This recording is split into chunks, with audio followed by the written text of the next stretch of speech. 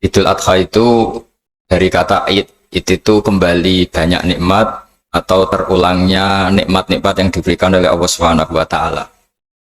Kemudian Al-Adha ini banyak yang mengatakan terkait dengan ibadah penyembelihan kurban, disebut Idul Adha atau Idul Kurban. Saya cerita sedikit tentang sejarah Idul Adha. Dulu ada seorang malaikat yang menjelma sebagai manusia dan beliau ini komunikasi dengan Nabi Ibrahim.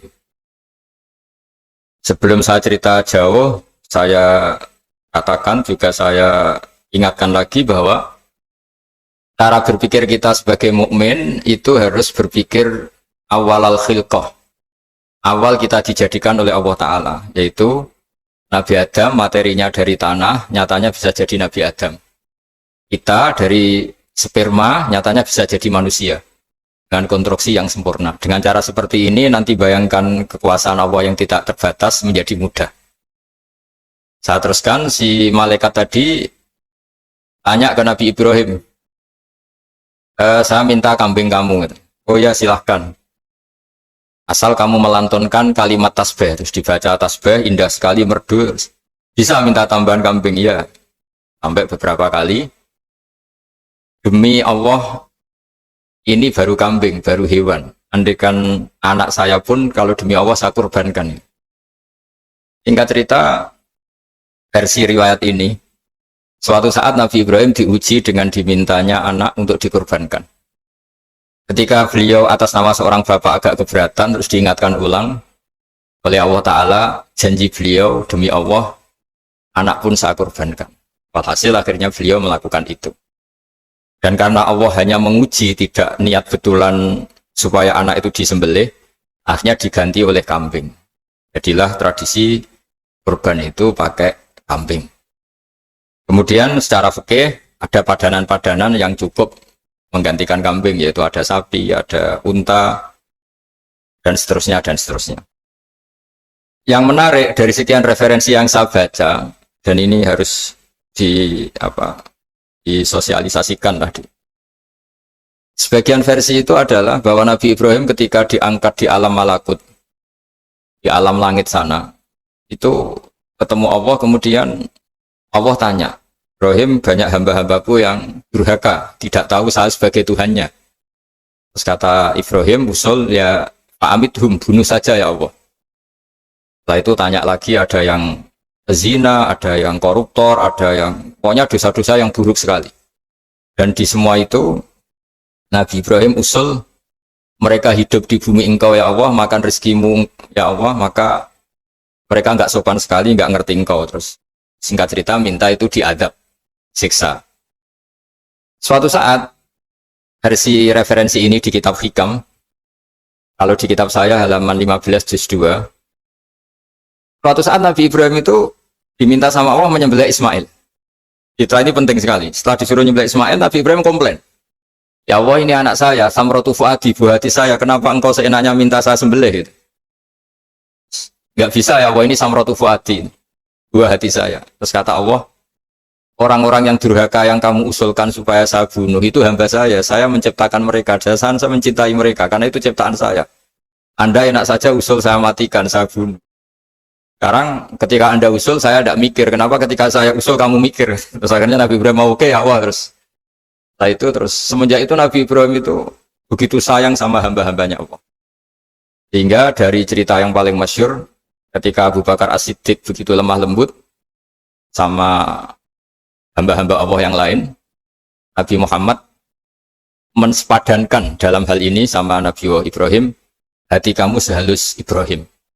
Yaitu Nabi Ibrahim, beliau akhir-akhir punya komitmen, faman tabi'ani fa innahu minni wa man aswani fa innaka ghafurur rahim. Ya Allah, orang yang ikut sunnahku maka jelas bagian dari saya. Dan yang sedang durhaka, wa man aswani, saya harapkan fa innaka ghafurur rahim. Engkau Maha Pengampun, Maha Penyayang. Semenjak itu menjadi sunnatan mutaba'ah bahwa agama ini agama rahmatan lil alamin, bahwa melihat kemungkaran, melihat kebodohan, ketimpangan, itu komitmen kita ini membenahin, bukan menghabisin. Melihat kesalahan, komitmen kita ini in uridu ilal islaha mastata'tu. Komitmen kita ini ingin lebih baik, bukan mengacaukan dunia ini. Semenjak itu terus syariat-syariat Islam disebut anit tabi millata Ibrahim Hanifa, bahwa kita mengikuti millahnya Ibrahim. Sebab itu kemudian setelah ini menjadi sunnatan mutaba'ah, bahkan banyak ulama yang berpendapat ketika Rasulullah SAW Mi'raj, itu dari sekian Nabi Ulul Azmi yang nggak ketemu itu Nabi Nuh. Nabi Nuh alaihissalam, padahal termasuk Nabi Ulul Azmi. Itu banyak yang menganalisis karena Nabi Nuh itu pernah berdoa, Rabbi la tadhar alal ardi minal kafirina dayar. Nabi Nuh adalah Nabi yang pernah cara Jawa maksud no kaumnya, mendoakan buruk sama kaumnya, dan itu tidak manhaj, tidak metode yang Nabi Muhammad disuruh ikut metode itu, tapi Nabi disuruh ikut manhaj atau pola sosiologi, pola dakwah atau pola sosial yang harus mengikuti Nabi Ibrahim anit tabi millata Ibrahim Hanifa. Nabi Ibrahim itu orang yang sangat lemah lembut, yang ngendikan faman tabi'ani fa innahu minni wa man asani fa innaka ghafurur rahim. Sebab itu teman-teman yang di Kanada, yang di mana-mana, kita ngikuti status ilmu hakikat. Di ilmu manusia, negara ini milik Kanada, milik Amerika, milik Eropa misalnya, atau milik mana sajalah. Tapi di status ilmu hakikat, semua itu milik Allah. Sehingga di antara ciri khas Islam adalah, kalau dulu agama-agama lain harus salat di tempat peribadatan mereka, Islam mengatakan ju'ilat lanal ardu kulluha masjidan, semua bumi Allah itu masjid, tempat sujud. Sehingga orang Islam fa'enama adrokatu sholat, kamu kapan saja ketemu waktu sholat, ya sholat, semua bumi Allah itu tempat sujud.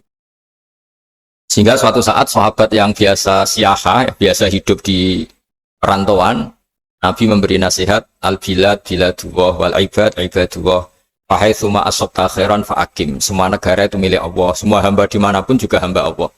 Kamu di mana saja mendapatkan kebaikan, ya silahkan berdomisili di situ. Saya pernah di Korea, itu asik karena itu yang orang-orang katanya teman-teman, saya ini di rumah itu nggak kiai Gus, sering di sawah, sering di Tegal, gara-gara di Korea jadi mufti gitu. Karena nggak ada kiainya gitu. Jadi orang-orang yang nggak jadi kiai di Jawa, mungkin kalau di luar Jawa atau di luar Indonesia malah jadi kiai gitu. Artinya gini, pentingnya jadi kiai bukan menjadi gagah, itu enggak, tapi begini. Dulu bawaannya rakyat itu kan kalau ke masjid komplain, ada masjid bocor, kayak ada keran yang kurang baik. Kalau sudah jadi kiai itu tahu rasanya. Betapa nata masjid itu susah, ngelola masjid itu susah, nyari imam itu juga susah, melanggengkan jamaah juga susah. Jadi pentingnya jadi kiai itu bukan gagah-gagahan jadi imam, tapi bertanggung jawab atas proses yang berjalan. Jika dulu di antara nasihat bapak saya, bapak itu termasuk orang yang nggak suka sama orang tawadhu, orang yang sopan. Dulu saya juga iskal itu janggal. Kata bapak, wong tawadhu itu apik, orang sopan itu baik. Tapi biasanya itu cara orang menghindari tanggung jawab. Disuruh jadi kiai nggak mau. Tapi kalau ada kiai salah komplain itu. Disuruh jadi menteri nggak mau, kalau ada menteri salah komplain itu. Disuruh jadi apa nggak mau. Kesannya tawadhu, tapi sebenarnya yang hindari tanggung jawab. Disuruh pidato nggak mau, disuruh jadi MC nggak mau. Tapi kalau ada orang salah komplain itu. Jika kata bapak tawadhu itu baik, asal tawadhu betul. Tapi kebanyakan nggak, tawadhu itu menghindari tanggung jawab sambil cari salahnya orang lain. Nah ini yang tawadhu yang akhirnya kurang baik. Nah teruskan, jadi Nabi Ibrahim ini panutan yang luar biasa. Beliau adalah orang yang alami sekian proses sosial yang akhirnya diakui sebagai Khalilur Rahman, orang yang sangat dicintai Allah Ta'ala. Di antara sebab dicintainya Nabi Ibrahim adalah seperti yang dialami Nabi Adam. Nabi Adam ketika turun di bumi, itu keresahan pertama itu bukan karena kurang makanan atau kurang minuman, itu enggak. Beliau turun di bumi, mendapati bangsa yang lain, kalau dalam kitab disebut Banul Jan. Itu dia janggalnya Masya Allah. Ini orang makhluk-makhluk ini kok enggak kenal sama Allah yang menciptakannya. Kan aneh ya kalau kita hidup di Kanada terus enggak tahu PM-nya siapa, Perdana Menterinya siapa, kita hidup di Indonesia enggak tahu presidennya siapa. Itu kan aneh. Kita hidup di kampung, nggak ngerti lurahnya siapa aja aneh. Ini hidup di buminya Allah, kok nggak tahu Allah itu siapa? Nggak pernah menyebut Allah. Padahal harusnya yang paling dikenal pertama itu ya zat yang menciptakan kita, menciptakan langit bumi dan sebagainya. Sehingga beliau itu berutu itu komplain. Ya Allah ini nggak fair dunia ini. Engkau yang menciptakan, engkau yang memberi rezeki, kemudian mereka nggak kenal engkau. Ini kata Nabi Adam alaihissalam. Barokahnya komplain itu, jadi komplain itu yang diridhoi Allah juga banyak. Akhirnya Allah meridhoi Nabi Adam, dosa-dosanya, salahnya itu diampuni. Ya ukuran seorang nabi beliau dianggap salah itu diampuni karena keresahan beliau itu takut Allah nggak dikenal. Nah, masjid yang di Kanada di Montreal juga ketakutan kita ini jangan sampai orang Islam tidak punya tempat ibadah. Meskipun setelah punya tempat ibadah, ketakutan kita jangan-jangan ibadahnya tidak sesuai sunnah Rasul. Setelah sesuai sunnah Rasul kita takut lagi, jangan-jangan memaksa sesuai tapi karena ingin benar. Dan setelah ingin benar, takutnya secara tasawuf ngimani kebenaran itu, bukan ngimani rahmatnya Allah tapi ngimani kebenaran itu. Akhirnya jadi ujub. Ujub itu bangga amal diterima karena kebaikannya, bukan karena fadlnya Allah, karena anugerah. Nah, ketakutan-ketakutan ini khas orang soleh. Orang soleh itu kalau nggak sholat takut. Setelah sholat takut nggak sesuai syarat rukun. Setelah sesuai semua takut iktimat alal amal, membanggakan kebenaran, tapi bukan membanggakan luasnya rahmatnya Allah Ta'ala. Sehingga di luar ilmu fikih ada ilmu namanya ilmu tasawuf, ilmu yang mengelola hati. Jadi ibarat orang itu kalau yang paling masyhur dalam cerita-cerita orang sufi, ada orang sudah masuk surga karena tidak pernah dosa sama sekali. Ini cerita-cerita yang melegenda di dunia tasawuf. Tanya Allah, kenapa kamu masuk surga? Karena saya taat terus ya Allah, nggak pernah maksiat sama engkau. Berapa lama kamu hidup di dunia? 80 tahun. Ya sudah, karena taat kamu 80 tahun, ya surga kamu 80 tahun. Ya komplain, ya Allah katanya surga selamanya. Kenapa ini hanya 80 tahun? Yang selamanya itu rahmat saya. Kalau amal kamu kan terbatas 80 tahun, maka balasannya hanya 80 tahun. Nah semenjak itu beliau sadar, oh ya Allah, masuk surga itu fadlmu, anugerahmu, amal saya tidak ada bandingannya dengan surgamu. Nah ini jadi sehingga keyakinan ahli sunnah wal jamaah diantara ciri khasnya adalah masuk surga itu karena fadlnya Allah, karena anugerahnya Allah. Maksudnya itu oke, kita amal, tapi amal kita tetap terbatas. Tidak memberi kontribusi pada kerajaan Allah, pada kedikjayaan Allah sebagai Tuhan. Yang tidak terbatas adalah fadlnya Allah Subhanahu wa Ta'ala.